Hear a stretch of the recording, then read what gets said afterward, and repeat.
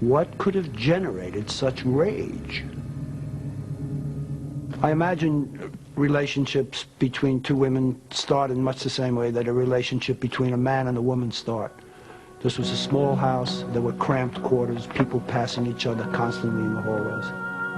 However it started, I feel certain it started between Lizzie Borden and Bridget Sullivan. The day of the murders. Lizzie and Bridget are alone in the house. Everyone is left. Uncle John is gone, Andrew's gone, Abby is finally gone. Moreover, they're not expected back for a long while. Bridget and Lizzie take this opportunity to be together. But someone does come back. Abby, unexpectedly. The weather is hot outside. She's worn a dress too heavy for the weather. She comes in to change the dress, finds the two of them in bed together, and reacts in absolute horror. Calls Lizzie a monster, calls her an abnormal creature. This is 1892. Lizzie's rage boils over when she hears this portrait that Abby is painting of her. She grabs a candlestick with a beveled edge from the mantelpiece, strikes out at her mother,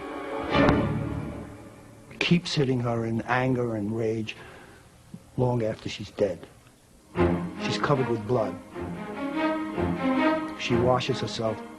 She changes her dress, takes the bloody rags down and puts them in the slop bucket that they kept in the kitchen for menstrual cloths, and waits for Andrew to come home.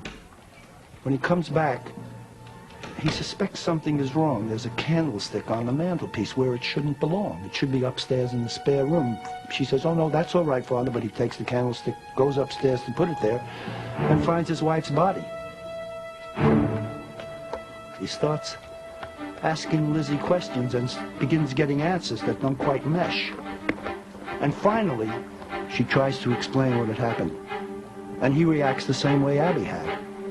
Again, treats her like the monster she knows she is not, and this time she deliberately goes into the kitchen, takes a hatchet from the kindling bucket near the stove, comes back in and hits him, and kills him as well in the same blind rage. She sends Bridget out of the house with the hatchet to throw it in the river. Takes the dress she's wearing, burns it in the stove. It's covered with blood. And when Bridget comes back, says, "We know nothing of what is upstairs. Go to your room.